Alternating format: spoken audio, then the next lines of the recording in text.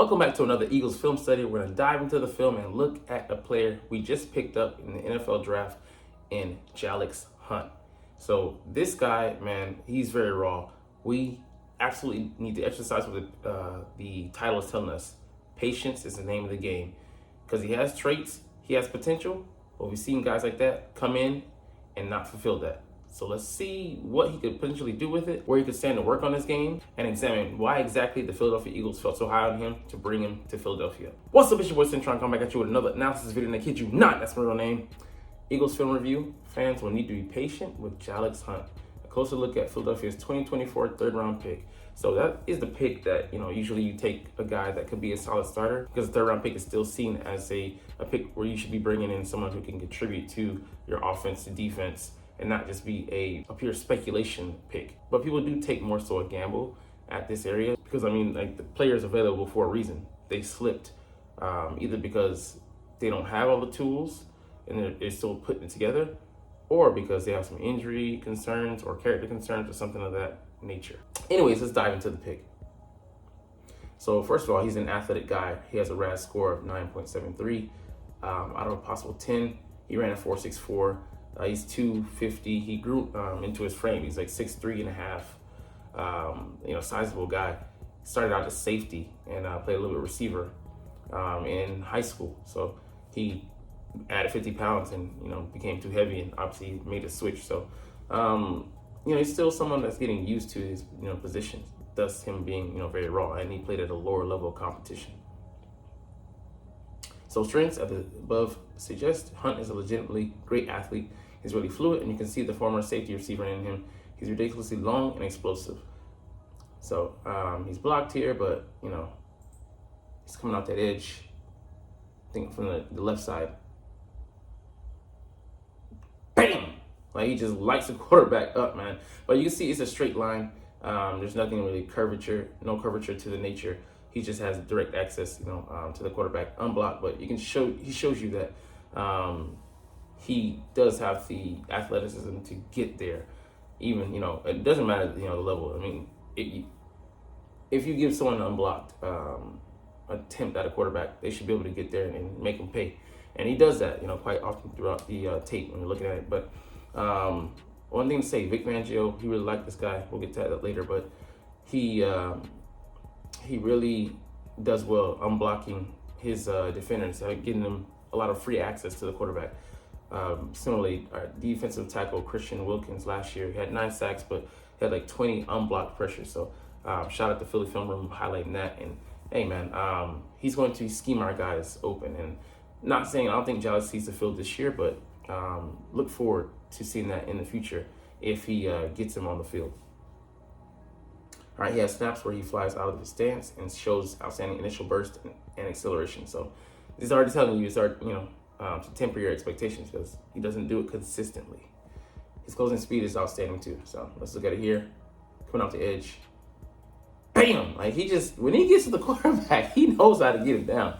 So I know the guys are smaller, but even like a guy like Dak Prescott, like he's gonna wrap up and make just to take another look at that. Bam! Like that's a safety. He does wrap up, so he doesn't sacrifice the guaranteed hit for something flashy, but he makes impact, and he dislodges the ball sometimes when he gets there. So 250 pounds of Mother Nature coming at you. You rarely see him as a DN in a 4-man front with his hand in the dirt, but I really like the explosiveness on show here at the Senior Bowl. So high level competition for those that are gonna be like, the Eagles are really high on guys in the Senior Bowl. He's drafted quite a few guys there from over the course of the years, and it really was good to showcase that he can handle a step up in competition. He just played at a lower level. You can see he can fly out of his stance, and he forces the screen to fail. So he just gets active here. I really like that. He looked really explosive there, and using that extra, that push and time the snap very well to shoot out there like a cannon. I think he might have had a 1.59 10-yard split, which is pretty damn explosive, rivaling some corners there. I think Quinton Mitchell had a 1.51, so it's somewhere in the territory, but that's pretty damn good for a former safety. but yeah, just you get there and affect the pass. He has the length. I like that. We didn't choose a squatty guy, 6'3". I mean, he's got those long, Godzilla arms, able to stretch out there, knock that down. Stop playing with me, like mom told you. But yeah, like that. He can bend the edge and has good flexibility to sink and dip under tackles.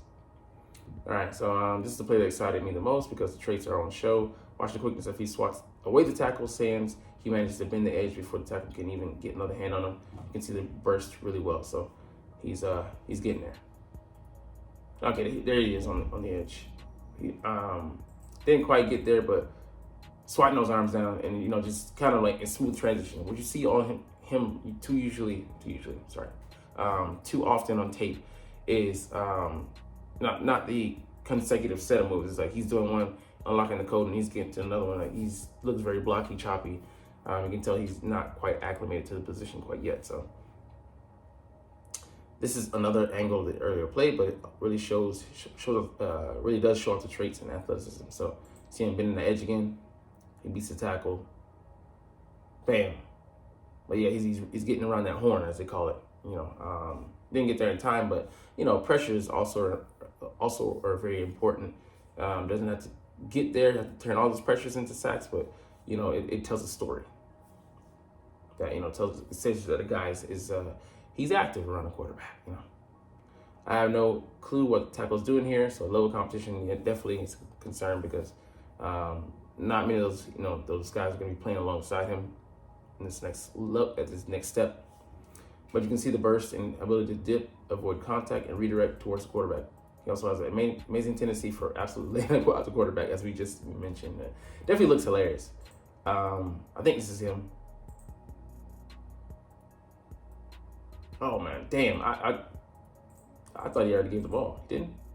No, he had it. Okay, bam! He knocks it out there. But yeah, fights all those hands and that extra step though he took there to reshuffle himself, regather himself, and instead of just one fluid motion, is shooting upfield. You see like the difference between go and watch Bryce Huff and go and watch him.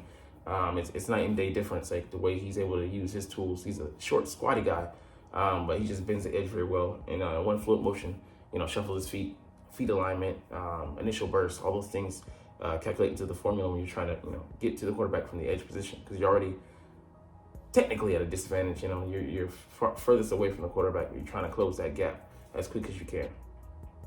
This is very inconsistent, but his length hand usage can help him win inside. So I think he's coming off the left side here. Okay, no, it's off the right side. Sorry. He doesn't finish the play, but he crosses the face of the guard. I like that. You want those guys to be able to win with their quickness off of the edge when you do the T and D and stunts. I don't think that was this. And might not have been. I didn't see the other guy kind of cross, so I don't know if it was a failed version, but get there, wrap him up. That's what all he has to do. So, but I think his teammates most likely cleaned it up. It was a pretty dirty pocket. He had to escape, and not too much wiggle room, but got to go and finish that play though. He flashes the ability to cross the face of offensive lineman with quick bursts. This is where length helps him too. So this is a running back draw on 3rd and long. Hunt gets inside the right tackle's chest and wins inside. Nice. Huge stop to get off the field. So yeah, it's him there. Just shoves him, and he just fights. Makes that play because he might have been able to escape out there, get to the green, the open field, wide open part of the field. But he's able to stop him there, and not a tackle for a loss, but it's probably a minimum gain, 1 or 2 yards. So he prevented a big play there. Really good in pursuit, great speed to chase down from the backside. He hits hard and plays with a high motor at all times. So I like that. Brandon Graham also plays with somewhat high motor.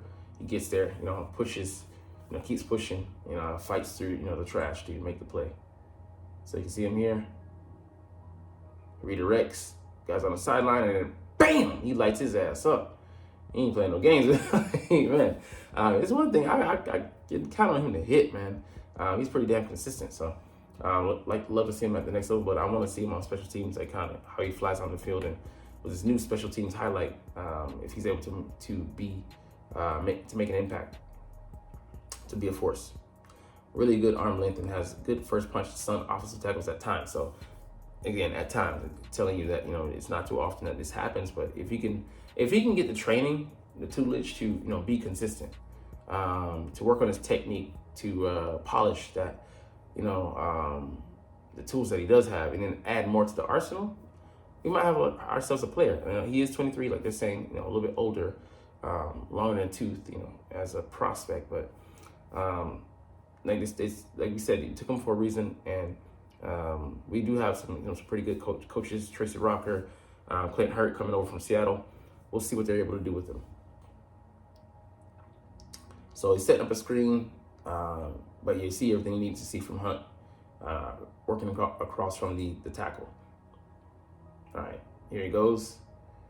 Gets under there, bam, and that closing burst, the closing speed, like he really, within that last, you know, 2-3 yards of, you know, being within the quarterback, he just hit another gear. So I mean, I like to see that acceleration, you know, coming into play there.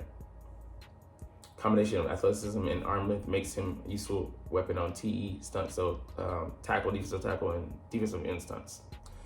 Not tight end. Movement skills and coverage are really strong. This is a huge reason why Vic Fangio liked this guy. He's extremely natural when dropping into coverage, especially when asked to cover the flat. So you can see the former safety in him. Yeah, but the ability to do that is very positive because, you know, we want guys that can play the edge. You look at Van Ginkel, he had in Miami last year, a guy who could, you know, rush off the edge, who can cover and be an off-ball linebacker in space. So you got to be able to play in space in Vic Fangio's scheme. And he may not do it this year, but, you know, hopefully he'll be hitting the field next year. But look at him there. Bam. Drop in, got depth. He got this guy covered and forces the ball elsewhere. I don't know if it was completed, but he at least wasn't going to let it be completed in his area. So weaknesses, yeah, you knew this was coming. Of course, he is extremely raw. He doesn't have a real pass rush arsenal at this point, and when linemen get their hands on him, the rep is usually over. So that's a wrap. You know, that's why he's not going to play immediately, because he's, you know, leagues behind other guys and not ready to come in and make contributions on the field. So he needs to come in and soak up. There's no real counter move. So yeah, once he's locked up, he has no real way of escaping. So he's pretty much stuck in neutral there, and that's terrible. You know, like if you can't give anything on the play, you're dead in the water. Then, you know, and if it's not a one-off, like not because you're tired, but just because you lack the prowess to present a challenge for the guy across from you, and you're relying on physical, you know, solely on your physical tools, you're not going to offer much depth, you know, enough depth to be useful. You know, you can, you know, be a fastball, but, you know, you can be a fork ball, but what's a fork ball without a fastball? You need something consistent to get, you know, to the specialty moves, to be able to use that. And he doesn't have an arsenal. So first you need to get that, stockpile the weapons, and then you can have war. You can't go to war with just one weapon. It'll get destroyed. All right, the tackles get him hands on his chest. It's over. So you can see here, I mean, there's no push, no nothing. The guy's just leaning on him. And eventually, you know, the play goes the other way. And I think the guy may have made a touchdown reception there because he was allowed to buy too much time. He's just sitting back there with nothing. Like, just look at the pocket. The quarterback is safe. I mean, like, that's as good as you're going to get as far as protection-wise. He had like a good 5-6 seconds. Nah. He gets moved too easily in the run game, and sometimes looks very tight, very light in run defense. So, yeah, he gets washed out here. I don't know if that's a tight end, but he just nothing. He just not just run off there, run off the spot. Like, get out the house, get out. Got kicked out the club. You know, not quite. He didn't get pummeled like Grant used to some people, but he was so ineffective there, and he got ran off too. Like, you know, not for just, you know, a couple yards extra. You know, 5, 6, 7. It was embarrassing. So, yeah, he needs more time there to, you know, get used to it straight. He does this thing where he takes a false step or rocks back at the snap and doesn't generate the burst you would expect too often. So that pretty much kills his what should be his weapon, his burst. He has great burst, you know. That's why you see him inconsistent on film, because when he's really times the snap, well, you can see him fly. Yeah.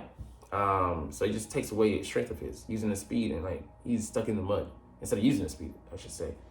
looks a little too upright and almost too legged at times. There are times he looks more like a safety or off the ball linebacker. Yeah, so he's, like I said, he's still getting acclimated to the position. He can get moved sometimes easily because he's so upright. So you're standing up. You're moving forward, but there's more space and more time it's going to take you to get to your move because you're moving from this to this. So if you're upright T-Rex versus a raptor, think about how they kind of hunch across the ground. That's why they're able to be so explosive because they're always in position to just let their quick twitch muscles do what they do. Let's see what he's doing here. I mean, he just gets washed out completely, and it ends up being a reception because look, he's supposed to be the guy that's putting pressure in the quarterback's face. Didn't move him off his spot at all. He just was able to sink in, get comfortable. He's bouncing back there like he's in a club, and just floating past out there. He's way too comfortable, I don't think he will be able to drop his hips consistently enough, sink and flat to get upright unless he changes his stance slightly and gets lower. He looks too upright. Yeah, I mean, like I say, if he's gonna be like this, he's gonna be flailing like a freaking T-Rex. But if he gets down lower, he can be that raptor. He can be that Jalyx. See how I brought that in there? Anyways, he didn't face a lot of competition. Yeah, and he's an old prospect at 23. He's already turned to 23, so there's that. All right, let's look at the reflection portion. So while I tried to find every bit of film I could on Jalyx Hunt, still don't have any idea what to make of this pick. I love it and hate it at the same time. Yeah, I mean, because there was other directions we could have went, other pass rushers that may not have offered his upside, but they would have given us better immediate production and I would say or safer prospects. It feels like a massive risk on the potential upside due to his traits when better players were available. Exactly. But you can't help but be fascinated by the potential upside. Hunt is one of the most fascinating athletes I've watched.